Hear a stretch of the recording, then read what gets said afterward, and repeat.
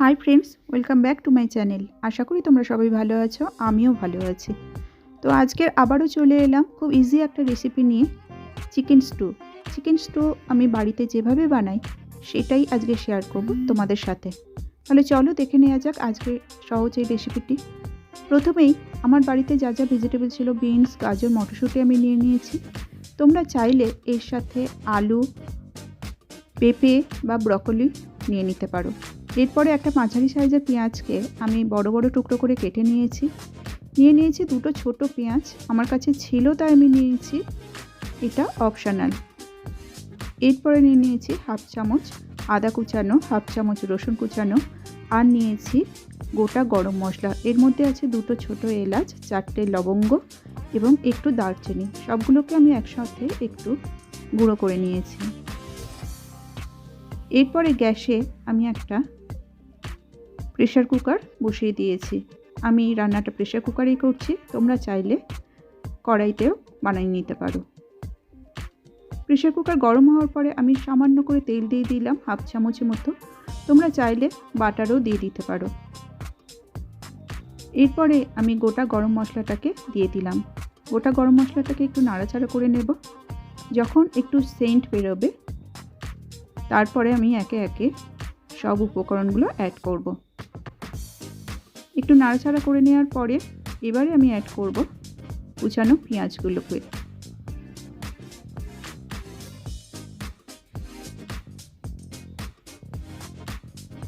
পেঁয়াজগুলোকে একটু নাড়াচাড়া করে নেব, বেশি ভাজতে হবে না, জাস্ট একটু সতে করে নেওয়া। এরপরে দিয়ে দিচ্ছি আদা, রসুন, আবার সব মশলাগুলোকে আদা, পেঁয়াজ, রসুন সবগুলোকে আবার একটু নাড়াচাড়া করে নেব।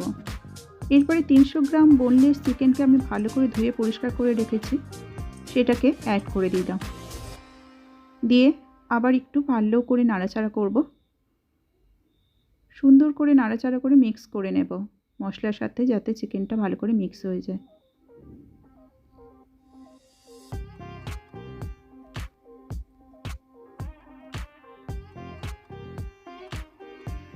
মিনিট 2 নাড়াচাড়া করার পরে দেখো চিকেনগুলো একটু কালার চেঞ্জ করেছে, একটু সাদা সাদা হয়ে গেছে।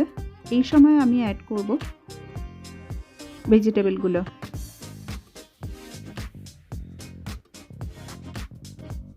সমস্ত ভেজিটেবল একসাথে আমি অ্যাড করে দিলাম।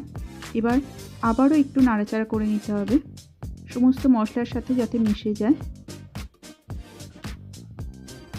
তোমরা চাইলে এটা সব উপকরণগুলো একসাথে দিয়ে চিকেন বা ভেজিটেবল সব একসঙ্গে দিয়ে প্রেশার কুকারে সিটি দিয়ে নিলে হয়ে যায়, কিন্তু সেক্ষেত্রে না এই চিকেনটা একটু শক্ত থেকে যায়। এইভাবে একটু নাড়াচাড়া করে রান্না করলে চিকেনটা বেশ নরম এবং সুস্বাদু হয়। এরপরে দিয়ে দিলাম আমি একটা টমেটো, মাঝারি সাইজে একটা টমেটোকে 4 টুকরো করে দিয়ে দিলাম। দিয়ে দিচ্ছি ছোট পেঁয়াজ দুটো। ভালো করে আবার একবার মিক্স করে নেব। এরপরে দিয়ে দিচ্ছি আমি 1 চামচ গোলমরিচের গুঁড়ো। আমি কিন্তু অন্য কোনো লঙ্কা আমি ব্যবহার করব না, এতে শুধু গোলমরিচ আর আদার যতটুকু ঝাল থাকে ততটুকু দিয়েই এটা রান্না করছি। এরপরে দিয়ে দিচ্ছি পরিমাণ মতো লবণ। তোমরা চাইলে কাঁচা লঙ্কাও ব্যবহার করে নিতে পারো। ভালো করে মিশিয়ে নেওয়ার পরে এরপরে দিয়ে দেব জল। আমি 2 বাটি পরিমাণ জল দিচ্ছি। স্টু একটু ঝোলঝোলি ভালো লাগে, তোমরা যে যেরকম ঝোল খাবে, যে যেরকম গ্রেভি রাখতে চাও সেই অনুযায়ী জলটা মিক্স করে নেবে। জলটা দিয়ে দেওয়ার পরে এবার প্রেশার কুকারে ঢাকনা আমি দিয়ে দিলাম। এরপরে দুটো সিটি দিয়ে নেব।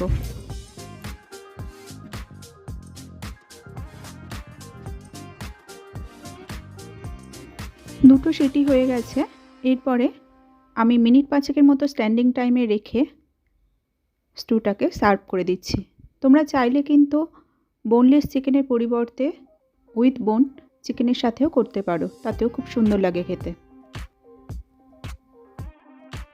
তোমরা যারা ডায়েট করছো তাদের জন্য পারফেক্ট রেসিপি হচ্ছে এই চিকেন স্টিউ। এর সাথে ব্রাউন ব্রেড 2 পিস নিয়ে নিলে একেবারে ফুল মিল হয়ে যায়। এর মধ্যে তোমরা কার্বোহাইড্রেট, প্রোটিন এবং ভিটামিন সবই পেয়ে যাবে। তাহলে বন্ধুরা তোমরা অবশ্যই কিন্তু ট্রাই করো আজকের এই রেসিপিটি। আর আমার এই সহজ রেসিপিটি যদি তোমাদের পছন্দ হয়ে থাকে, যদি কাজে লাগে, তাহলে প্লিজ আমার চ্যানেলটাকে সাবস্ক্রাইব করতে ভুলো না। লাইক, শেয়ার, কমেন্টস করে আমার সাথে থেকো। তাহলে আর কি, আজ এই পর্যন্তই। আবারও দেখা হয়ে যাবে নতুন কোনো রেসিপি নিয়ে। ততক্ষণ তোমরা সবাই সুস্থ থেকো, ভালো থেকো এবং সবাইকে ভালো রেখো। Thank you.